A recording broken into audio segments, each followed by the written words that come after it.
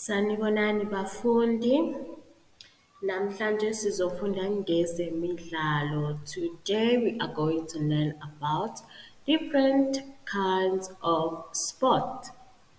And we call sport ezemidlalo in isiZulu.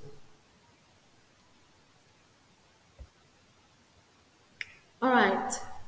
The first one, ibhola lezinyawo. Ibhola lezinyawo, that is soccer. Ibhola lombhoxo. Ibhola lombhoxo, that's rugby. Ibhola lomnqakiswano. Ibhola lomnqakiswano, netball. Hockey, hockey. Karate, karate. Ukugwedla, paddling. Ikhilikithi,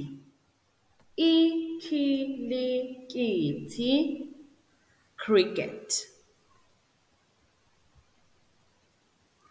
Ukubhukuda,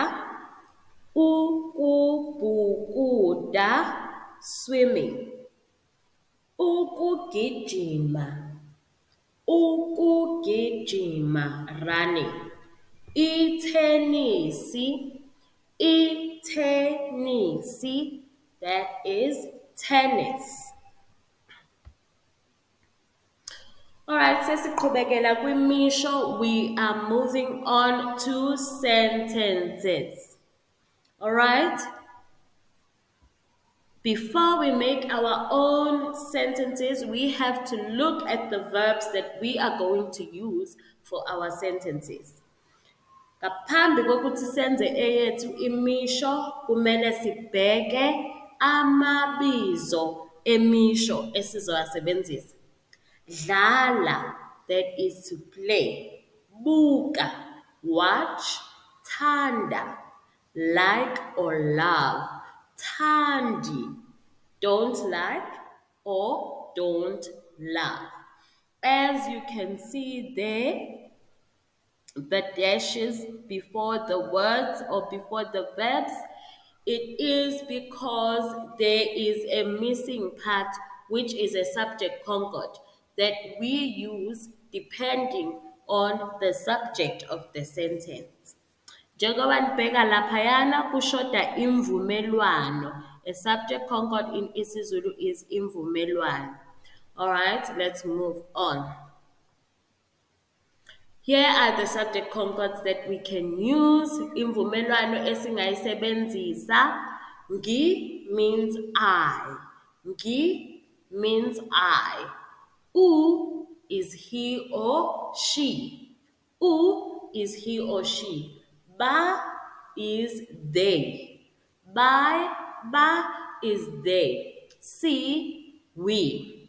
For example, if I use ngi, I mean I. Ngithanda ibhola. I love soccer. Ngithanda ibhola lezinyawo. I love soccer. U, it's he or she. Uthanda ibhola lezinyawo. He or she loves soccer. Ba is they. Bathanda ibhola lezinyawo. They love soccer. Si is we. Sithanda ibhola lezinyawo. We love soccer. Asiqhubekeke, let us carry on. Here are a few sentences with ngi. Ngithanda ibhola lezinyawo. I like soccer or I love soccer. Ngibuka ikhilikithi. I am watching cricket. Angithandi ibhola lombhoxo. I don't like rugby. Ngidlala tennis. I am playing tennis, or I play tennis. Imisho eqala ngo-u, the sentences which we use with the subject concord u or with a pronoun u. Udlala ibhola lezinyawo, he or she is playing soccer. Umama ubuka ikhilikithi, mom is watching cricket. Uthandi uthanda ibhola lomnqakiswano. Thandi likes netball. Imisho enoba, the sentences with they.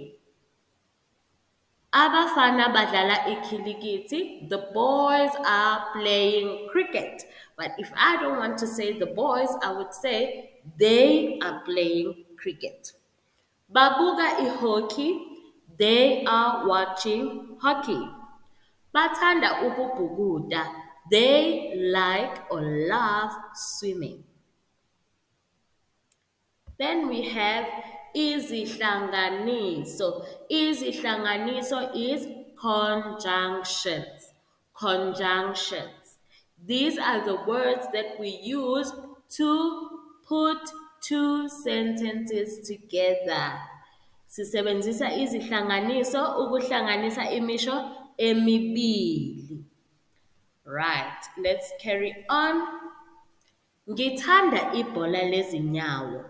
Kodwa angithandi ihockey. So this time we are using kodwa, which is but. But. Ngithanda ibhola lezinyawo. I like soccer. Kodwa angithandi ihockey. But I don't like hockey. Umama ubuka ikhilikithi. Mom is watching cricket. Kodwa ubaba ubuka ibhola lombhoxo. But dad is watching rugby. Abafundi abathandi ukugwedla. Scholars don't like paddling. Kodwa bathanda ukubhukuda. But they like swimming. Salani kahle bafundi.